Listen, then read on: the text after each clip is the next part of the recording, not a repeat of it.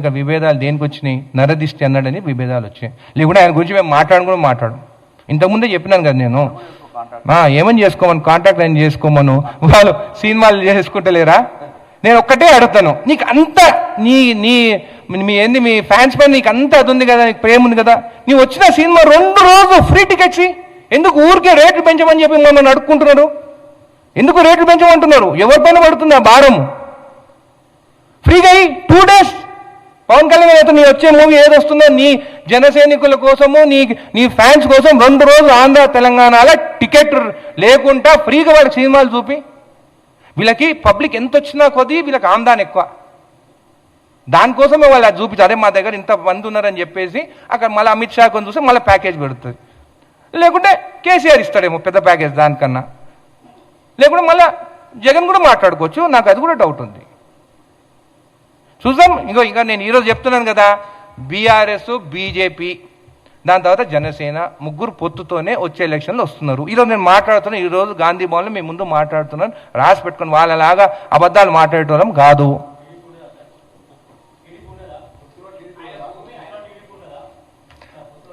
ఈరోజు అయితే నాకు ఆ 3 తెలుసు, అది కూడా నాకు తెలిసినప్పుడు అది కూడా మాట్లాడతా. ఈరోజు అయితే నాకు ఈ 3 తెలుసు.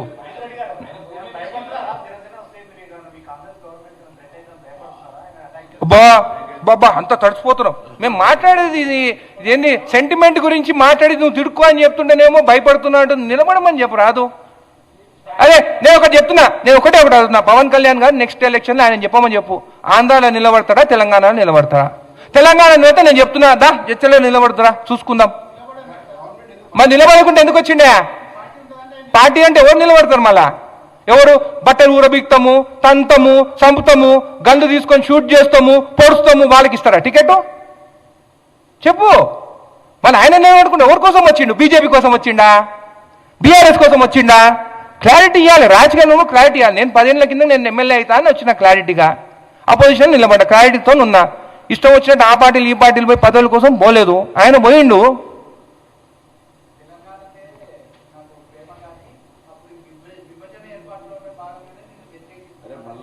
మళ్ళీ అదే అంటారు, తెలంగాణ ప్రేమ ఉంటే మరి నరదిష్టి ఎందుకు మాట్లాడి? నువ్వు ఎక్కడొచ్చింది ఇష్యూ? నేను ఎక్కడ మాట్లాడినాను?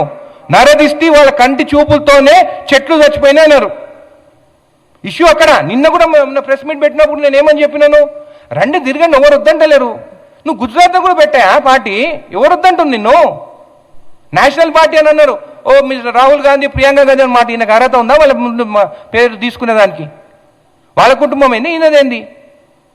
ఇందిరాగాంధీ గారు ఈరోజు పేదలకి భూములు ఇచ్చుంటే ఉంటుండేనా భూములు పేదలకి? ఆమె లేకుండా ఉంటే?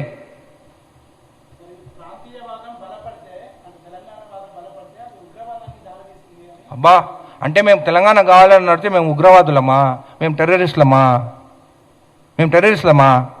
మా ప్రాంతం మాకు కావాలని అడుగుని తప్ప.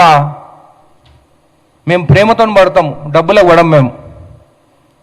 ఒకవేళ నిజంగానే పైసలకు అమ్ముడు పోయి ఉంటే తెలంగాణ రాకపోతుండే. ఈ లీడర్లు అందరూ అమ్ముడు పోయినరా? ఎవ్వరు అమ్ముడు పోలే. ఆ రోజు తెలంగాణ కోసం అందరు నిలబడ్డారు.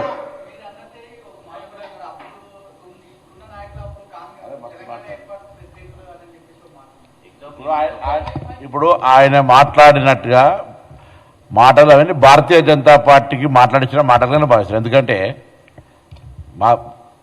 ఇప్పుడు సిద్ధార్థం అడుగుతుంది కదా, మేము జాతీయ పార్టీ కాంగ్రెస్ పార్టీ కార్యకర్తలం. ఫస్ట్ మాకు జాతీయ భావము, జాతీయ తత్వము మాకు ఓటు నేర్పేది కాదు. మేము స్వతంత్రం కోసం పోరాడిన పార్టీ వారసులం. ఈ దేశం కోసం ప్రాణాలు అర్పించినటువంటి పార్టీ కార్యకర్తలం. మేము ఆర్టిస్టులకు మేము చాలా గౌరవిస్తాం. ఆర్టిస్టులు అంటే కూడా చాలా ఆర్టిస్టులు ఎవరో మళ్ళీ దీన్ని respect utmost respect on artist. But ఇట్లా పూర్తిగా పొలిటికల్గా పేమెంట్ తీసుకొని ఆర్టిస్ట్ మాట్లాడటంలో వాల్యూ. తర్వాత మీరు అంటారు తెలంగాణ వేర్పాటువాదము అనేటువంటి మాట అంటున్నామంటే నీ యొక్క అక్కసు బయటపడతా ఉంది. నిజంగా మళ్ళీ చెప్తాను, ఇది తెలంగాణ 4 కోట్ల ప్రజల జాగిరే. 4 కోట్ల తెలంగాణ ప్రజల అయ్యే జాగిరే, నీ అయ్యే జాగిరి కాదు. నేను ఇంకొకటి అడుగుతాను, జనసేనల గురించి కూడా అడుగుతాను నేను. ఈయన ఆంధ్ర పార్టీ పెట్టి పాపం చాలా మంది తిన్నారు. మళ్ళీ ఎమ్మెల్సీ వీళ్ళు అన్నకి ఎందుకు ఇప్పించుకుండు అన్నకి? ఆయన వెనక తిరిగి పనిచేసేటోళ్ళకి ఇప్పించుకోవచ్చు కదా. నాగబాబుకి ఎందుకు ఇప్పించుకుండు? డిఫరెన్స్ లేకపోతే ఇలా శంకర్ గౌడ్కి ఇయ్యనుండే, ఆ. మధుసూదన్ రెడ్డికి ఇయ్యనుండే. ఇవ్వచ్చు కదా, ఎందుకు ఇవ్వలేదు? ఆలోచించండి. ఆయన ఓన్లీ ఫ్యామిలీ ఒక రౌండ్ చేసుకుని ఉన్నాడు, ఆయన మేనల్లుళ్ళు ఆయన అని చెప్పేసి. సరే, ఈరోజు మళ్ళీ పెట్రోల్ డీజిల్ పైన కూడా మాట్లాడవచ్చు కదా. ఈరోజు రేట్లు పెరుగుతున్నాయి అని చెప్పి